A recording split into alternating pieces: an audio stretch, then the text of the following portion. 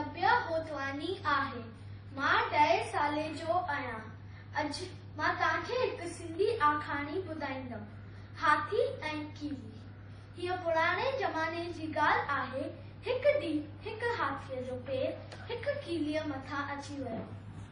भॻवान जी कुदरत, कीली हिकु तमामु नंढड़े खटड़ीअ में हुजा करे बची वई। कीलीअ हाथीअ खे रड़ फाड़े चयो, मुआ मारिया, हेॾो सारो थियो आहीं, ॾिसी नथो हली। जेकॾहिं मां मरी पवां त मुंहिंजे प्यारनि बच्चनि खे केरु संभालेव? हाथीअ कावड़ जी खेसि चयो, आहीं त तिर जेतिरी ऐं हली आई मूंखे सेखारण।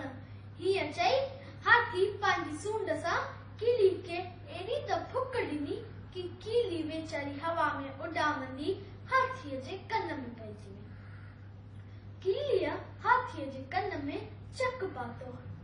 हेॾो सारो हाथी दर्द विचा टिपा ॾियण लॻो, हेठि लेथड़ियूं पाइण लॻो। कीली हाथीअ जे कन मां ॿाहिरि निकिरी आई। हाथीअ खे धमकी ॾींदे चईंसि, ॾिठई तमाशो, मूं तिर जेतिरी तो जहिड़े पर्वत खे कीअं न लेटाए छॾियो।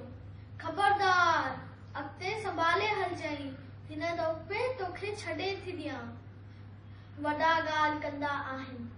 त हुन ॾींहं खां पोइ हाथीअ खे कीली खां हेतिरो त डपु थींदो आहे जो ॾींहुं राति पियो पंहिंजा कन विञिरे वांगुरु हेॾां होॾां लोॾींदो आहे।